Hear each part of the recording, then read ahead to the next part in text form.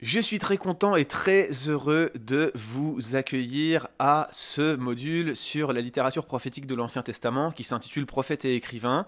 Alors c'est un module qui s'inscrit dans notre cursus d'Ancien Testament et il vise à compléter les deux premiers modules qui se focalisent sur le Pentateuque et sur la littérature historique de l'Ancien Testament. Il y aura un module AT4 sur la littérature poétique et sapientale de l'Ancien Testament, et puis il y a bien sûr notre cours de théologie biblique de l'Ancien Testament. Mais on va faire les choses un peu différemment pour ce module précis sur la littérature prophétique, car il s'agit d'un corpus déjà qui n'a pas la même forme en fonction du canon hébraïque et du canon grec. On va en reparler dans le cadre de ce module. Et puis en plus de cela, il s'agit quand même d'un corpus qui est relativement impopulaire. C'est pas facile à comprendre comme texte, et puis il contient des sections qui sont loin d'être forcément encourageantes. Il y a des textes encourageants, mais il y en a d'autres qui ne le sont pas forcément.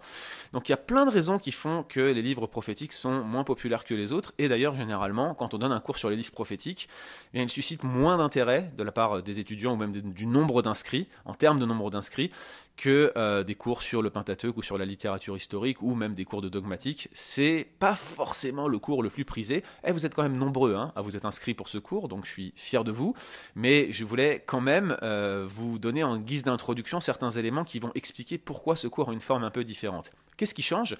Bien, on va moins s'attarder sur chaque livre du corpus prophétique, d'autant que nous les avons déjà exposés dans le cours de théologie biblique de l'Ancien Testament qui est régulièrement remis en avant dans nos événements mensuels de transmettre. Mais en plus de cela, parce que nous pensons qu'il y a des éléments interprétatifs fondamentaux qu'il faut évaluer pour bien comprendre chacun de ces livres. Par exemple, qu'est-ce qu'un prophète? Quels sont les éléments clés de la figure du prophète? Comment le motif se développe dans l'Ancien Testament? Quel est son prolongement dans l'ensemble de la Bible? Et nous pensons que ces éléments doivent être abordés lors de ce module sur la littérature prophétique de l'Ancien Testament. C'est ce que nous allons faire.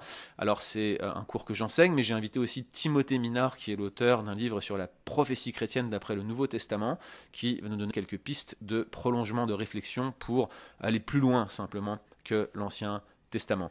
Je voudrais vous inviter fraternellement et cordialement à notre prochaine formation, celle du mois de juillet, qui sera enseignée par un ami très cher, Mandimbi Ranevo-Harisu, avec qui j'ai étudié à Southwestern Seminary.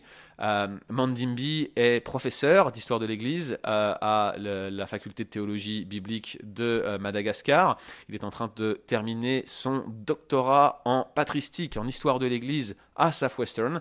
Il est titulaire d'un MDiv, d'un Master of Divinity en théologie pastorale, et Mandimbi se spécialise dans la doctrine trinitaire des pères de l'Église et d'Athanase en particulier. Il maîtrise parfaitement l'histoire de la théologie et en particulier l'histoire des conciles, et c'est ce que nous lui avons demandé de faire pour transmettre, de nous construire un cours spécifique sur l'histoire des conciles qui n'est autre que une grande fresque de l'évolution du dogme chrétien. Voilà ce que Mandimbi Ranevo-Harisu va faire. Ce cours donc aura lieu comme indiqué le dernier samedi du mois de juillet, et comme à l'accoutumée, si vous vous inscrivez tout de suite maintenant dans les 48 heures, vous aurez notre traditionnel rabais à prix cassé, pouvant aller jusqu'à 75% du prix du cours, 10 dollars canadiens, 5 euros en France, vite, parce qu'à chaque fois, il y en a plein qui le loupent, et puis après, qui viennent se plaindre. Je vous le redis, je n'insisterai jamais assez, ne tardez pas à vous inscrire, d'autant que ce cours devrait vous réjouir et vous expliquer comment on en est arrivé là aujourd'hui avec ces dogmes fondamentaux qui sont partagés